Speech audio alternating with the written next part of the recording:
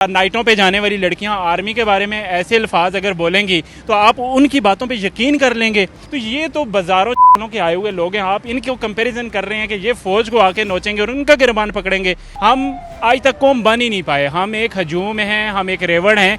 कभी पीटीआई आके हमें अपने साथ शामिल कर लेती है, हाँक के ले जाती है, कभी नून लीग हमें हाँक के साथ ले जाती है।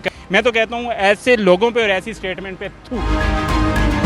बिस्मिल्लाहिर्रहमानिर्रहीम, अस्सलाम वालेकुम। इदराक न्यूज़ के साथ मैं हूं हारून इफ्तिखार कुरैशी, शहर इक़्तिदार से। नाज़रीन इकराम, गुज़श्ता रोज़ पीटीएम का इस्लामाबाद में जलसा हुआ जिसमें उनके सरबराह मंजूर पश्तीन ने डायरेक्ट रियासती इदारों को टारगेट किया, बिलखुसूस पाकिस्तान आर्मी के ख़िलाफ़ बड़ी सख्त ज़बान इस्तेमाल करते हुए 1971 के वाक़यात का हवाला दिया। वहीं पर एडवोकेट ईमान मज़ारी को भी उस जलसे में तकरीर के लिए दावत दी गई।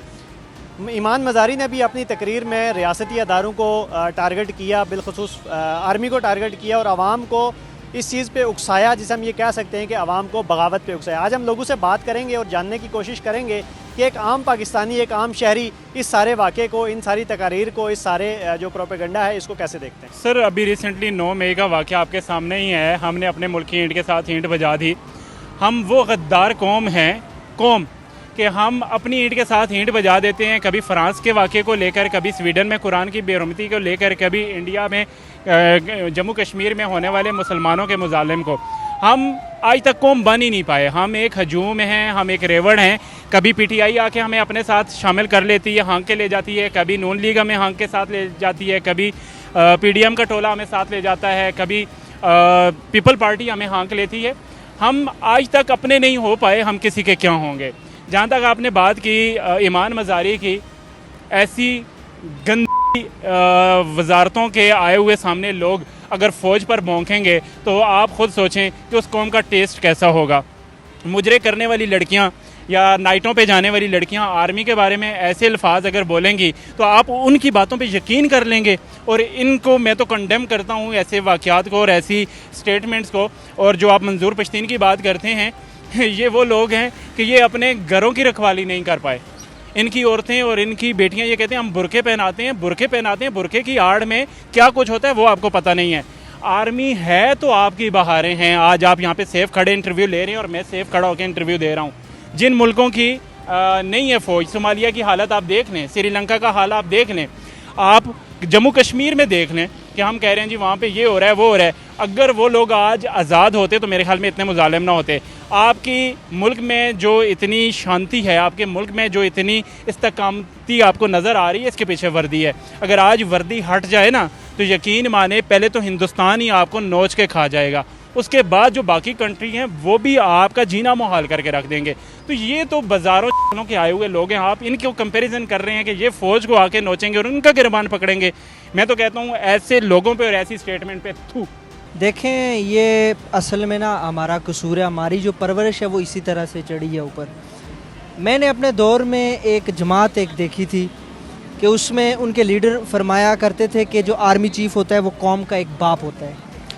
और मैंने अपनी इस छोटी सी ज़िंदगी में उसी बाप को, उसी एक जमात ने गालियाँ भी दी और गालियाँ भी निकाली। तो ये हमारी परवरिश में फ़र्क है।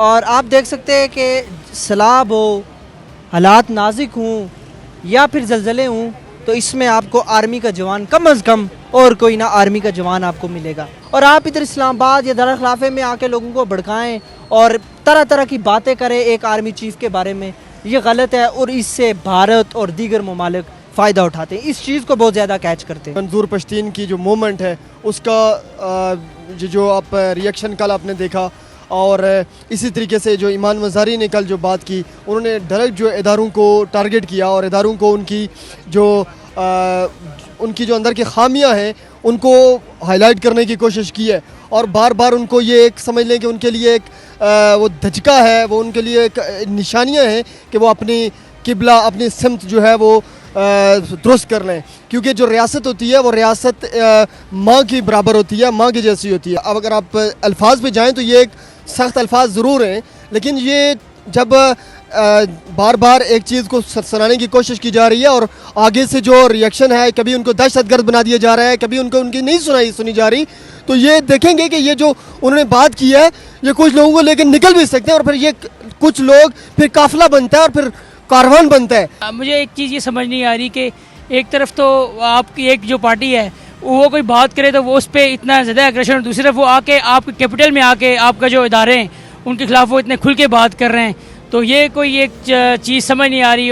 ایز اے نیشن ہم لوگ آلریڈی کہاں پہ جا رہے ہیں، ہماری اکانومی کہاں پہ وہ کس طریقے سے چل رہی ہے، ہم لوگ کتنا سفر کر رہے ہیں. کیپٹل میں آ کے ایک بندہ، وہ کل سارا سسٹم اسلام آباد میں بند کیا ہوا تھا، وہ آ کے آپ کے اداروں پہ کھل کے آپ کے ان کے ہیڈس کے نام لے کے وہ ٹارگٹ کرتا ہے. اور یہاں پہ نا یہ منظور پشتین وہ آ کے اس طریقے سے باتیں کر رہا ہے اور ادارے کچھ نہیں کر رہے.